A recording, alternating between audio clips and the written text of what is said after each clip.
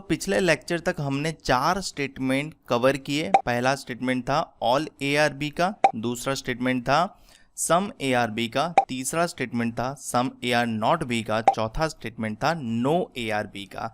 और अब आता है पांचवा स्टेटमेंट जो आपके लिए काफ़ी कंफ्यूजिंग रहता है कि sir only a few A are B में गड़बड़ होती है। तो देखो, स्टेटमेंट में मैंने आपको शुरुआत से बोला है स्टेटमेंट बोले उतना ही सही। स्टेटमेंट का आगे का पीछे का हमें आइडिया नहीं है। स्टेटमेंट से इनडायरेक्टली या मतलब डायरेक्टली आपको जो मीनिंग लगता है वही आपको करेक्ट मानना है। बाकी आपको मीनिंग बना के या सोच लेके या अज्यूम करके नहीं चलना है। जैसे कि यहाँ पे लिखा है only a few A are B. यहाँ पे ओनली शब्द का इस्तेमाल किया गया है। ओनली शब्द का मतलब होता है डिफाइन किया गया हुआ, मतलब ओनली मतलब सिर्फ इतना ही। Only a few A are B मतलब ए का कुछ पोर्शन ही बी है। देखो, सम ए आर बी, काफ़ी लोग इस स्टेटमेंट को सम ए आर बी समझ लेते हैं। Some A are B, some A are B का डायग्राम कैसा होता है? ये ए है और ये बी है और ए का कुछ हिस्सा बी में जा रहा है। बट ये स्टेटमेंट काफ़ी भिन्न है इनसे। सम ए आर बी में क्या होता है, ए का रिमेनिंग पोर्शन और बी का रिमेनिंग पोर्शन का हमें आइडिया नहीं रहता। मतलब कि पॉसिबिलिटी डायग्राम में जाएंगे तो ए पूरा का पूरा बी के अंदर जा सकता है, बी पूरा का पूरा ए के अंदर जा सकता है, या फिर ए और बी इक्वल हो सकते हैं। ये पॉसिबिलिटी डायग्राम बनेंगे सम ए आर बी के। परंतु only a few A are B में ओनली होने की वजह से ये डिफाइन हो जाता है कि ए का पोर्शन ओनली वाला ही बी में जाएगा, मतलब पूरा पोर्शन नहीं जाएगा। ये कंप्लीटली स्टेटमेंट ने खुद बोल दिया है।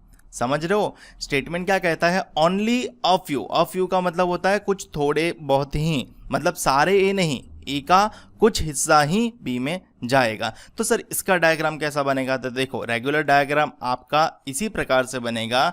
ये ए है और ये ए का बी पोर्शन है। तो अब सर बोलेंगे कि सर ये सम ए आर बी जैसा ही डायग्राम हुआ है ना, तो आपको इसके जैसा डायग्राम ना लगे उसके लिए आपको एक मार्किंग करनी है। इसमें आपको क्रॉस लाइन कर देनी है और एक एरो जड़ देना है कि बी की ओर जा रहा है। तो आपको क्लियर आइडिया रहेगा कि ओनली अ फ्यू ए का हिस्सा है। मतलब अ फ्यू किसका लेना है? ए का लेना है। बी के लिए कोई रेस्ट्रिक्शन नहीं है। अब ध्यान रहे, सम ए आर बी में आपने देखा कि ए पूरा का पूरा बी के अंदर जा सकता है या फिर बी पूरा का पूरा ए के अंदर जा सकता है। ये पॉसिबिलिटी डायग्राम की बात कर रहा हूं, ठीक है? और ए और बी इक्वल हो सकता है। बट यहाँ पे ए के लिए पाबंदी बहुत बड़ी है कि ए का कुछ हिस्सा ही रेस्ट्रिक्टेड रहेगा, मतलब ए का कुछ हिस्सा ही बी में जाएगा, बाकी का हिस्सा नहीं जाएगा।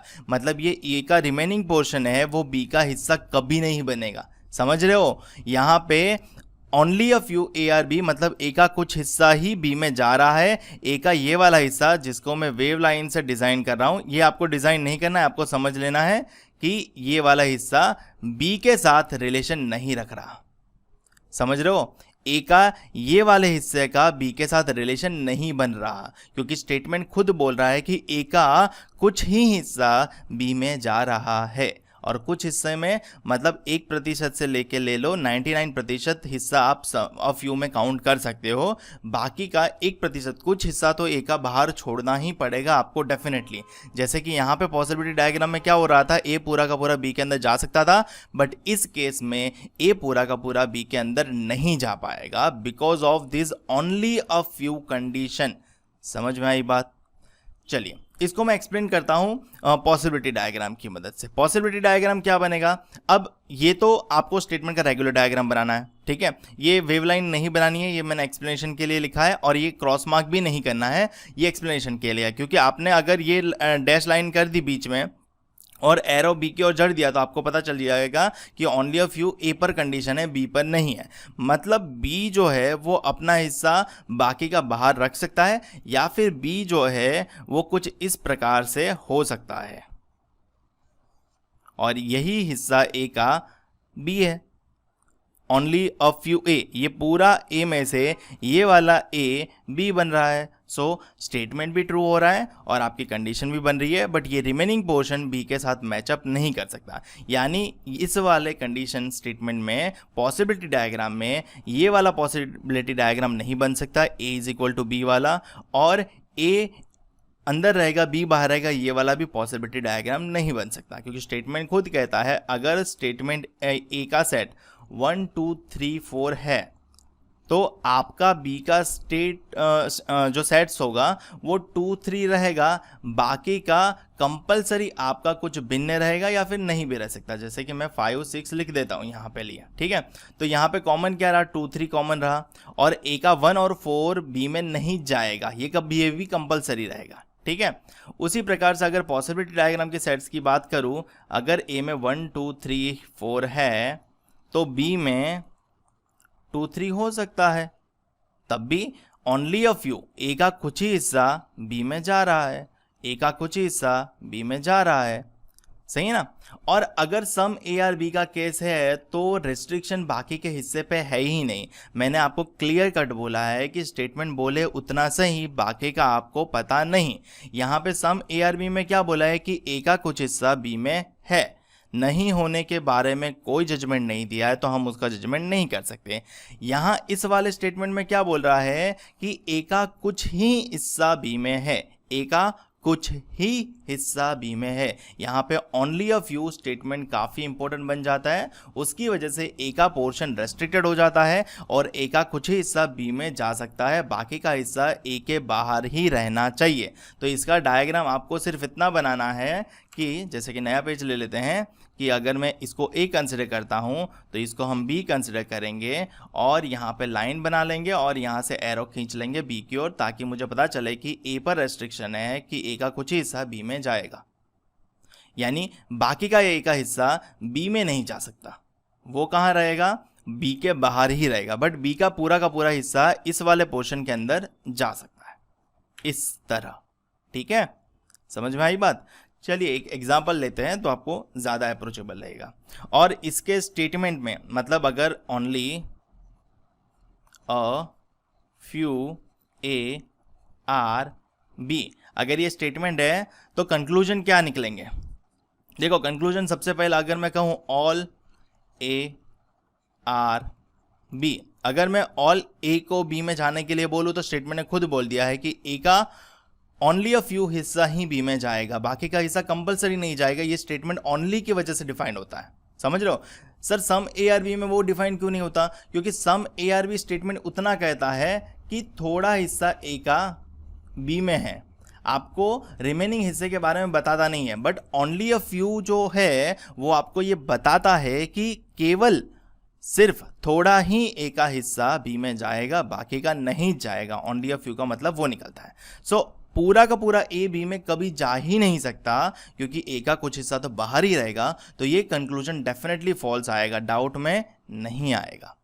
अगर पूछा जाए ऑल बी आर ए, सो ये वाला कंक्लूजन डेफिनेटली फॉल्स नहीं होगा, ये डाउट में जाएगा, क्योंकि बी जो है उस पर रिस्ट्रिक्शन नहीं होने की वजह से बी पूरा का पूरा इसके अंदर एडजस्ट हो सकता है इस प्रकार से, जैसे कि मैंने आपको एक्सप्लेन किया।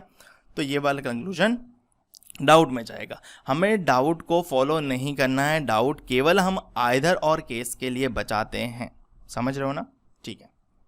अगर मैं पूछूं सम ए आर बी, तो बट ऑब्वियसली हमें डायग्राम में ही दिख रहा है कि ए का कुछ हिस्सा बी में लाई कर रहा है, तो ये करेक्ट है। अगर मैं पूछूं सम बी आर ए, तो बट ऑब्वियसली अगर ए का कुछ हिस्सा बी में जा रहा है तो बी का उतना हिस्सा ए में भी आ रहा है, तो वो भी करेक्ट है। अगर मैं पूछूं सम ए आर नॉट बी, तो यहाँ पे आपको अच्छे से ध्यान देना है। अगर ये सेम कंक्लूजन अगर मैं इस वाले कंडीशन के लिए पूछता हूँ सम ए आर बी के लिए, तो अगर मैं कंक्लूजन पूछूँ कि सम ए आर नॉट बी, तो इसके लिए ये कंक्लूजन डाउटफुल जाएगा, क्योंकि ए का हिस्सा बी में हो सकता है पूरा का पूरा, या फिर बी का हिस्सा ए में पूरा का पूरा हो सकता है, या फिर ए और बी इक्वल हो सकते हैं। तो सम ए आर नॉट बी के लिए मुझे आइडिया नहीं रहेगा, क्योंकि ए का कुछ हिस्सा बी में है उतना ही बताया गया है यहाँ पे, बट ए का बाकी का हिस्से के बारे में आइडिया नहीं दिया गया है। बट यहाँ पे आपको क्लियर कट आइडिया दिया गया है कि ए का कुछ हिस्सा बी में जाएगा, बाकी का हिस्सा बी के साथ कोई नाता नहीं रखेगा, बाकी का हिस्सा बी के साथ कोई नाता नहीं रहेगा। तो यहाँ पे some A are not B definitely true आएगा, क्योंकि रेस्ट्रिक्शन ए पर है, ए का कुछ हिस्सा बी में जा रहा है तो बाकी का हिस्सा बी में नहीं जा रहा, तो उसकी वजह से आप बोल सकते हो कि ए का कुछ हिस्सा बी में नहीं जा रहा। समझ रहे हो?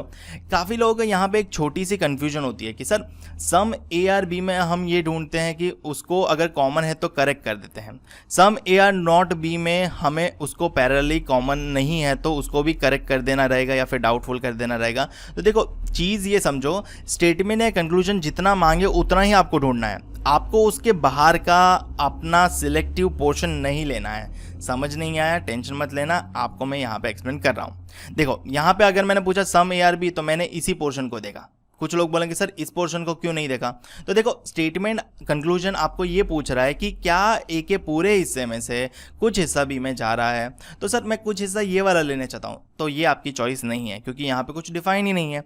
आपको ए के पूरे हिस्से यानी 100% में से ये बताना है कि क्या 1% भी किसी और सेक्शन में बी में लाई कर रहा है। अगर 1% भी जा रहा है तो आपको वो करेक्ट मार्क करना है। सेम अगर ए के पूरे हिस्से में से क्या मतलब 1% भी बाहर रह रहा है तो हाँ, अगर बी से बाहर रह रहा है तो आपको ये भी मार्क करना है।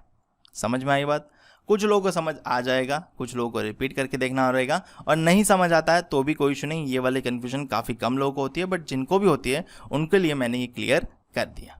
ठीक है, अब अगर मैं इसका उल्टा पूछता हूँ some B are not A, तो काफ़ी लोग बोलेंगे सर ये भी सही कर दो क्योंकि ये वाला हिस्सा तो इसमें बी का इसमें नहीं जा रहा ना।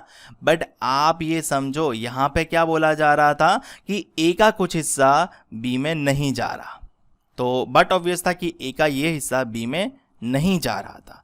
बट यहाँ पे पूछा जा रहा है कि क्या बी का कुछ हिस्सा ए में नहीं जा रहा, तो बी का कुछ हिस्सा हमें पहले तो बाहर दिखता है, बट याद रखना यहाँ पे डिफाइंड क्या हुआ है कि ए का कुछ हिस्सा बी में जा रहा है, बाकी का ए का हिस्सा बी में नहीं जा रहा है।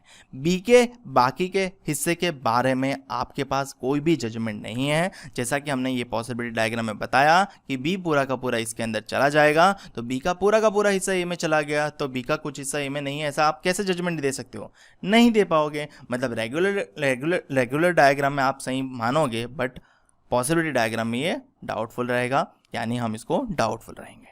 समझ में आई बात? क्लियर नहीं हो रहा है वापस से रिपीट करके देख लेना, आपको समझ आ जाएगा। थोड़ा ध्यान इधर उधर होगा तो आपको शायद दिक्कत हो सकती है। ठीक है, बट ओनली अ फ्यू में ए पर ही रेस्ट्रिक्शन है, बी पर रेस्ट्रिक्शन नहीं है। तो ए पर रेस्ट्रिक्शन होने की वजह से ए का कुछ ही हिस्सा बी में जाएगा, बाकी का हिस्सा ए का बी में नहीं जाएगा। परंतु बी का हिस्सा जो है बाकी का वो ए में जा भी सकता है, नहीं भी जा सकता है, क्योंकि उस पर कोई रेस्ट्रिक्शन दिया गया नहीं है। समझ में आई बात? समझ में आ गई होगी, मैं मान लेता हूं। नो ए आर बी, कोई भी ए बी नहीं है। अब देखो कुछ तो पोर्शन मैच हो रहा है तो बात खत्म हो गई, ये फॉल्स हो जाएगा डेफिनेटली। अगर मैं इसका उल्टा पूछूं नो बी आर ए, तो कुछ तो पोर्शन बी का ए में भी जा रहा है, तो ये भी फॉल्स। दोनों सेपरेट नहीं होंगे कभी भी। समझ में आई बात? मैं ऐसा मानता हूं कि समझ में आ गई होगी।